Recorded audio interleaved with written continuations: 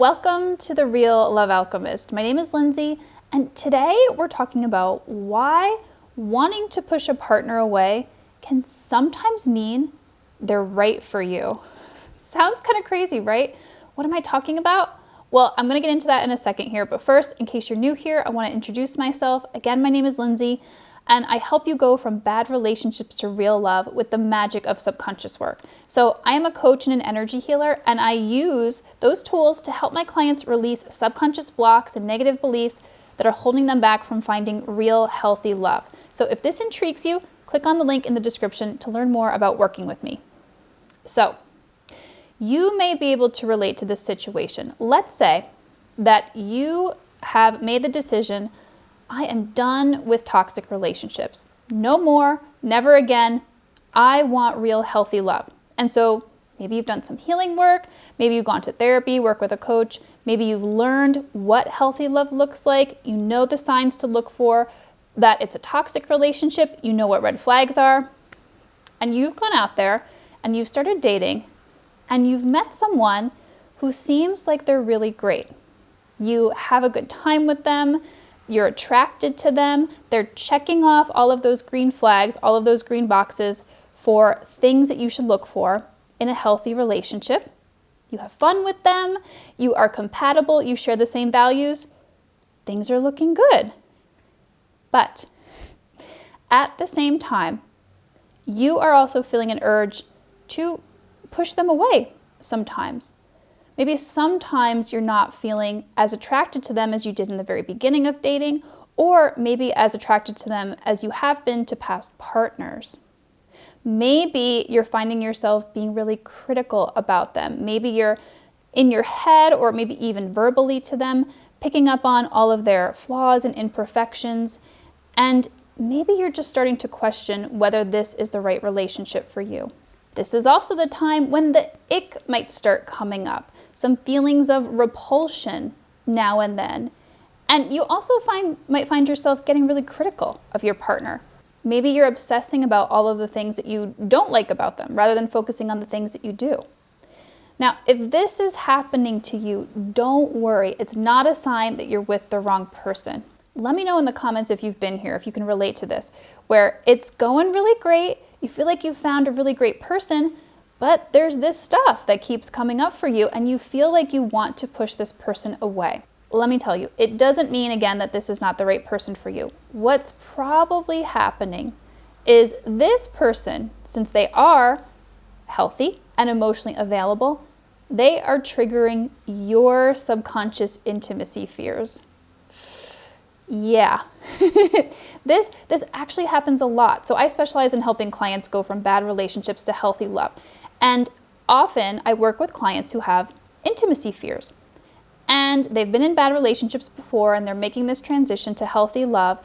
And they get into a relationship with a healthy partner and all of a sudden up come the intimacy fears that didn't come up before when they were with unavailable partners. So you might be in this kind of experience and going, what the heck? This must mean I'm with the wrong person, because you've actually never had those intimacy fears come up. If you've only dated unavailable partners, they wouldn't come up, because with unavailable partners, they actually don't trigger those intimacy fears because they're not fully present.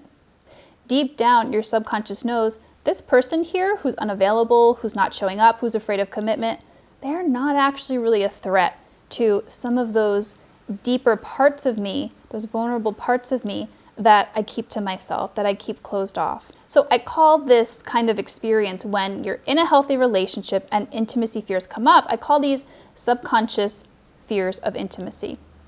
And they can show up in a lot of ways. They can look like devaluing your partner, a partner who you actually really wanted to work with, who you're attracted to a lot of the time and who you enjoy their company and who treats you well, but there's still this sense of being very critical of them and devaluing what you like about them and what you like about the relationship, because deeper down, there's some fear, there's some resistance to moving forward, to getting closer to them. This is also where the ick comes in. Oftentimes there can be a sense of disgust when we're triggered in this way.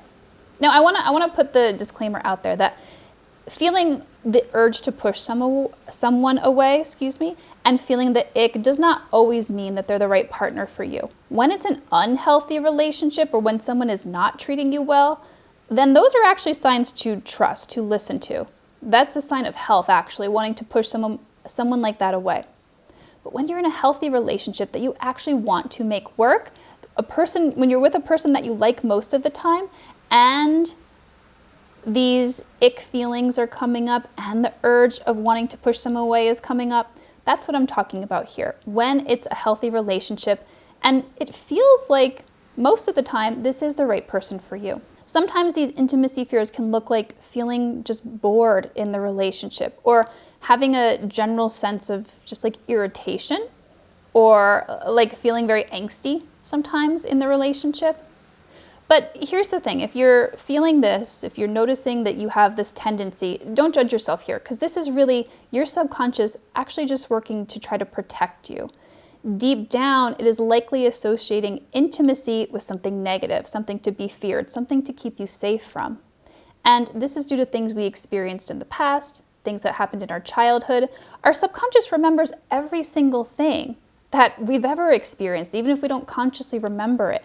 And it keeps track. It keeps this like file system, this log in your brain of everything that you've been through and what it needs to protect you from. That's what happens when you haven't fully healed from the past yet. Your subconscious just has that log, and it will pull these things up. The subconscious is crafty. It will pull up irritation or wanting to push someone away, or the ick, in an effort to try to keep you safe, to try to protect you.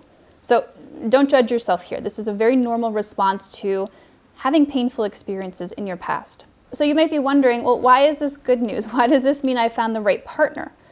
Because if you are experiencing this dynamic where you're going from relationships with unavailable partners to available partners, it means that this person is fully available to you. And that's why they're triggering these things. And so you may have actually found a really good partner for you. If you have intimacy fears, these feelings, like I talked about before, they don't show up with unavailable partners. They don't show up in toxic relationships. There's going to be other fears for sure that are triggered in those relationships, but not these particular intimacy fears. And a lot of times, if we're not conscious of what's going on, if we haven't heard of intimacy fears, or we haven't done a lot of our own work, our own personal healing work, we might really think that this is the wrong person for us. And we might literally push someone away and miss out on a beautiful relationship that we could have had. So if this is you, if you're experiencing these feelings and you're in a healthy relationship and you really do want to make it work, but you're not sure if this is the right person for you, don't worry. My advice to you is to just pause and breathe. And I say this from experience. I went through this in my current healthy relationship. In the beginning, I was having doubts because it triggered my own intimacy fears that I still hadn't worked through yet. And I would have moments where I would feel a lot of the ick and wanting to push this person away. Now, that wasn't the majority of the relationship. The majority of the relationship was good, and I wanted to be there. But sometimes I would get triggered and up would come those urges. And so what I eventually learned to do is to just sit there and literally just breathe through them. I would remind myself that these feelings will pass. No emotion lasts forever. And so if you just keep breathing with it, let yourself feel what you're feeling. Try not to judge yourself for having those feelings. Those feelings will most likely pass. And they always did for me. Now, if you're experiencing this and the feelings are staying around and they're happening more often than you're comfortable with, then reach out for help. This is what I specialize in helping my clients move through. So when I work with my clients, we tap into the subconscious. I do this through energy healing. And the subconscious takes me to the exact specific energies that are causing those intimacy fears, those urges of the ick, wanting to push someone away. There could be many different things going on. There could be trapped emotional energies from the past, like heartbreak, fear, dread, grief, that are still unprocessed, that are still sitting in your system. You can have resistances to things like commitment, to things like a healthy relationship. And you can also have negative beliefs that might be fueling some of these fears, like that relationships are always going to end badly or that you're not lovable. There can be so many things that can be happening in the subconscious that we can get to. We can dive into the subconscious, release them, and help you to open up to real healthy love so you can stay in the relationship when you really want to stay and you really want to make it work. So if this sounds like something that you need help with, again, click in the link in the description to learn more about working with me. And just remember, for anything that I'm talking about here, anytime you hear me talking about the subconscious and the different wounds that we can have, try not to judge yourself for having them. These wounds, these pains that you're carrying around, they're never your fault. These are just responses to things that have happened to you. And we can release them, we can move through them, but it's not something that you need to judge yourself for. It's a normal response to difficult things that you've experienced. So keep that in mind, remember that. This is never about self-judgment here. This is about just accepting what's within us and loving ourselves through it. Real self-love is literally just acceptance. It's acceptance of whatever is within us, whatever we're experiencing in the moment. If you're really struggling specifically with not feeling the same level of attraction and intensity that you had in your past unhealthy or toxic relationships, then check out this video here.